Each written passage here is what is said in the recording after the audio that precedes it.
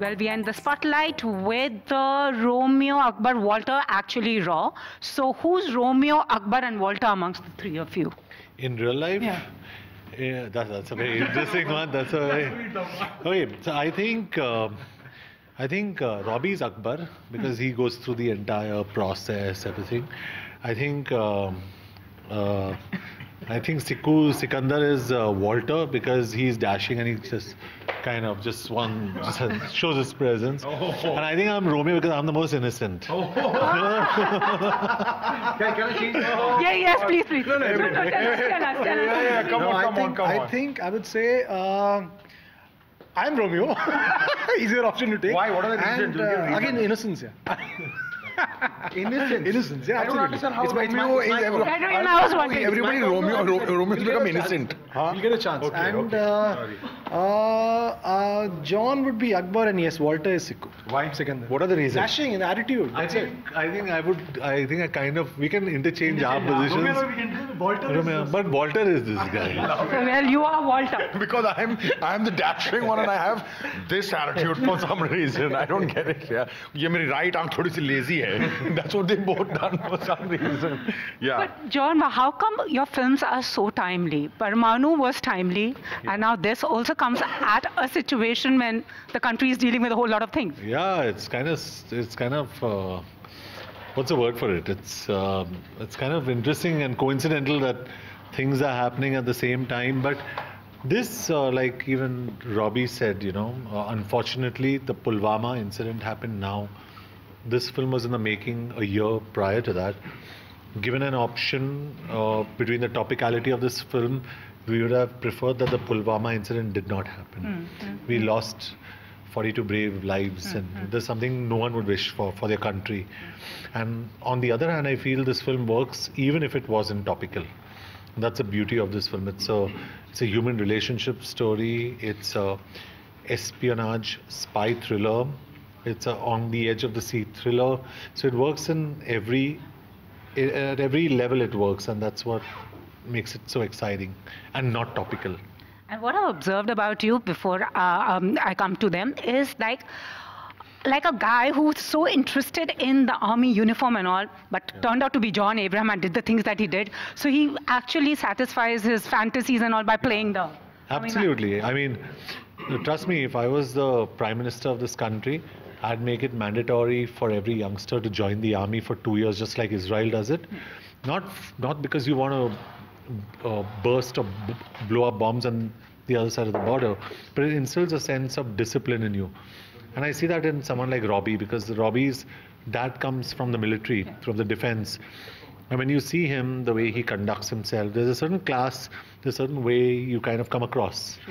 And I think that's what being in the army or being in the armed forces teaches you.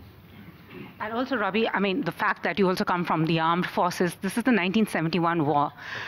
A lot has been happening. We are revisiting the past to know what happened. So what was the idea behind this film? And it's based on true life incident. Yeah, it is. See, 71, back in the day, our intelligence outfit was one of the best in the world. We were the top-ranked agency in the world. So we were that good. And intelligence played the most crucial part in the 71 war for us to win the war. So it's a world which people have not seen. And it's a world which I feel people need to see. The whole idea of what is intelligence all about, I mean, intelligence is the backbone on which wars are won. It's the intelligence to do what the armed forces does. So the role of a spy or an agent is so critical to the, safety of us. So I want to showcase that in the film, and that's the attempt. Yeah. And Sikandar, you play the army officer here. No, I'm playing a Pakistani ISI officer. Okay. Yeah, so I'm the other side. Oh, you're the army. That's what I meant. The Pakistani ISI. Yes. So I'm basically John's nemesis. Like what he does for his country, I'm working for mine. Yeah. That's the lovely part about this film, unlike a lot of films that are going to be releasing probably even on our day, is that we're not a jingoistic patriotic film. We're probably a film with a Z-axis. You have to find out whether he's really a traitor. And that's the only analogy that I could draw. In a very strange way is Homeland. Yes. In a very strange way. So you don't know, and you won't know till the very end. And that's the beauty of this film. If I may add to that. Please.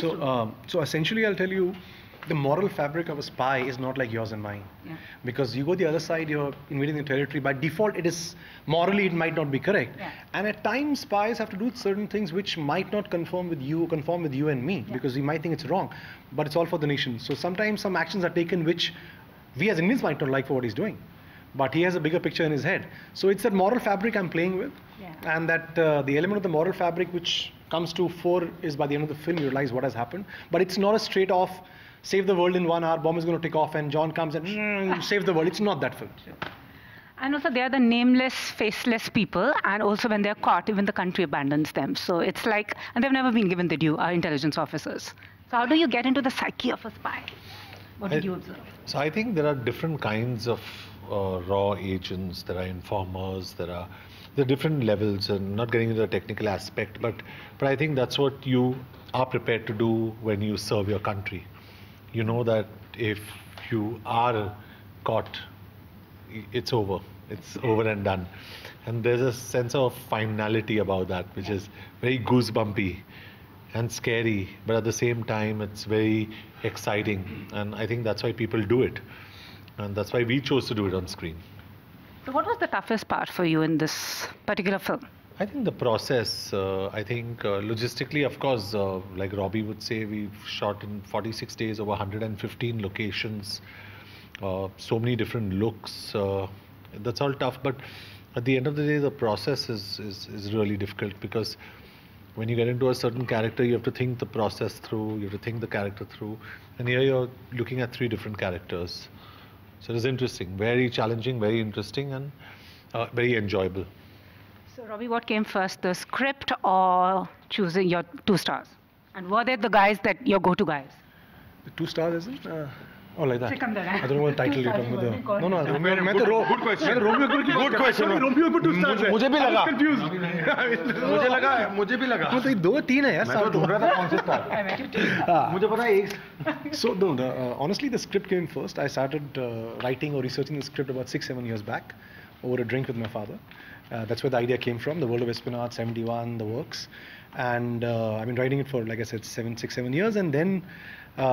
My actors came on board. John came on board. Sikandar came on board. Mine was, I needed work, yeah. I mean, that's just the situation that it is, and there's no shame in asking for work. So I need it, I still do, and that's what I go ask people for work. So Bunty Walia, who's one of the producers, was a friend, and we were on a flight, and I was like, Bunty, मुझे काम की ज़रूरत है.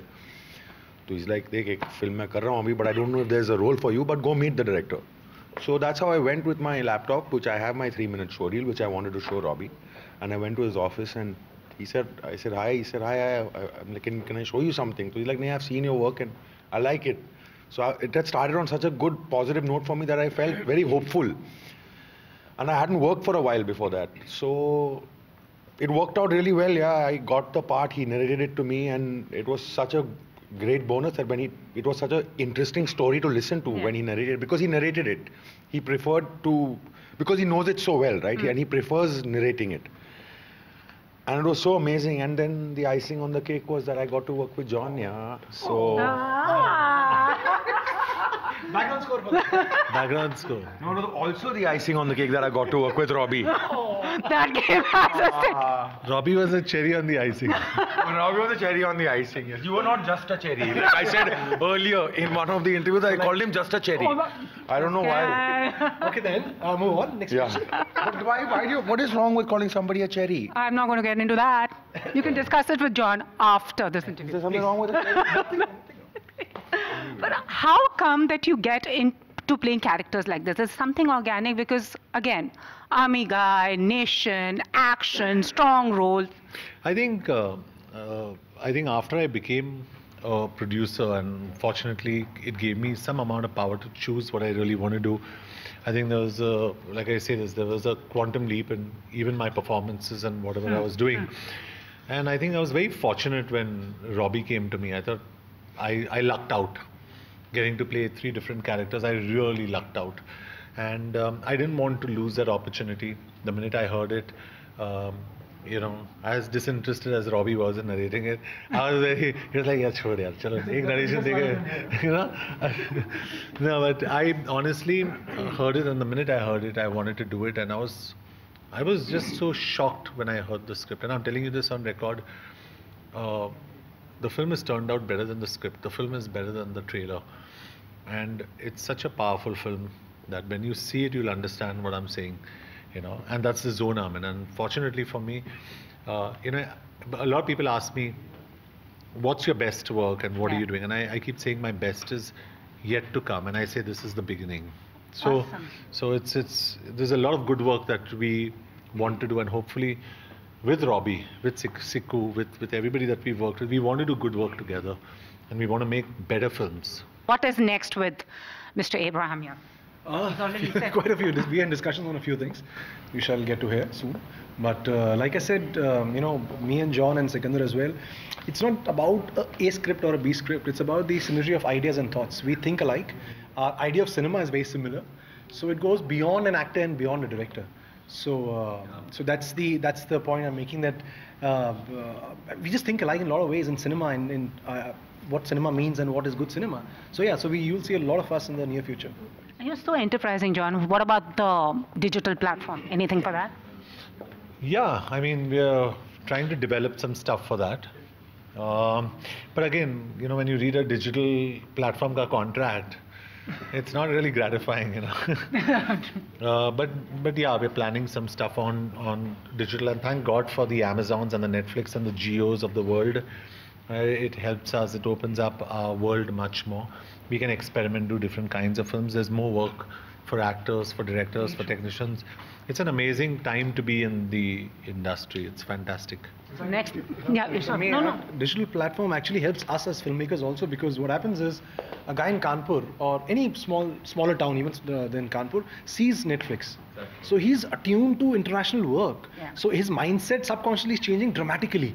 What was offbeat 5 years back, 10 years back is commercial today. Why? Because the mind perception has changed of the audience. So it's helping people like me, Sikandar, John. Yeah. You don't have to put 4 songs in 3 fights and say, okay, we've got a good film going because we got the tropes of a standard film. Yeah. It's gone beyond that. True. And digital platforms are one of the main reasons for that to happen. Absolutely. So true. And the next is a biker film, and that's what I've been reading about? Yeah, I'm doing Pagalpanti right now. It's a comedy, and then biking is something I've always enjoyed. So I'm doing that for myself, really, honestly. I want to make a film like that. What would you prefer to do in real life? Undercover agent or biker? Both. Be an undercover agent on a motorcycle. On a motorcycle. But yeah, riding bikes is a lovely process. It's gratifying for me. I enjoy it. And there's a sense of independence that I get, when I ride a motorcycle. So. Everybody asks me this question, that you stay away from the industry, but who's your bro in the film industry? Do you have a bro in the film industry? I get along with a lot of people in the industry, but I'm not in touch with them regularly, very honestly. Akshay is someone I get along with, and we're deeply fond of each other.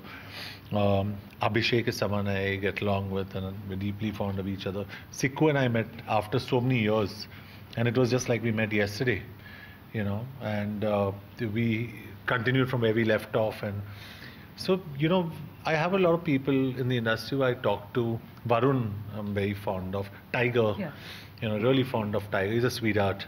In fact, Tiger, I see a lot of goodwill that Tiger gets is because of his father, and we worked with his dad in this film, and Jackie Shroff is fantastic in the film. So there are a lot of people who we really get along with, and it's nice. I mean, it's a nice place to be in.